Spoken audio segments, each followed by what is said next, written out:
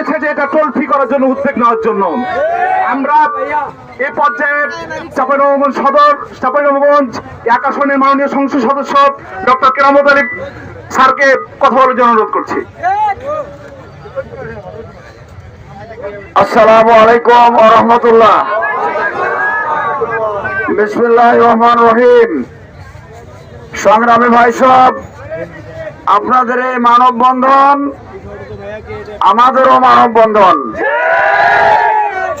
আমরা দীর্ঘদিন থেকে এই মহানন্দা ব্রিজের টোল ফি বন্ধ করে দেওয়ার জন্য আমরা আন্দোলন করে আসছি।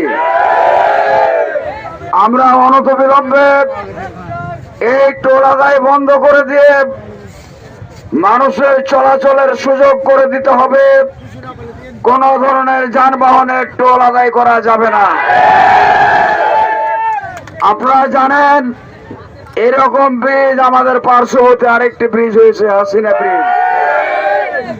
আমাদের চৌডোলার ব্রিজ আছে, আমাদের ওই সেই মকরমপুর ব্রিজ আছে, সেগুলোতে কোনো এভাবে টোল আদায় করা হচ্ছে না। এই টোল বন্ধ করতে হবে, এ ব্যাপারে আমাদের কোনো আপোষ নাই। আমরা সংসদে কথা বলেছি, কথা বলছি, বলবো। কাল বিলম্ব করা যাবে না। কাল বিলম্ব না করে এই টোল আদায় বন্ধ করতে হবে, টোল মুক্ত করে দিতে হবে।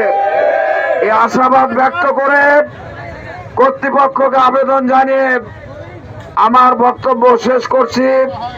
আল্লাহ তাআলা আমাদের আগামী দিনে এই টোল চালু রাখার জন্য যে বিপদ, এই বিপদ থেকে মুক্তি দান করুন। যারা বাধা সৃষ্টি করছে সকল বাধা আল্লাহ তাআলা অপসারণ করে দিন। আমরা একদিকে নিজেদের চেষ্টা অব্যাহত রাখবো এবং আল্লাহ তাআলার কাছে ফয়সালা করব, ফয়সালা চাইবো। আল্লাহ তাআলা যেন এই বিপদ থেকে, বালা থেকে আমাদের মুক্তি দান করেন। আল্লাহুম্মা আমিন। সবাইকে ধন্যবাদ। না ওইখানে দাঁড়িয়ে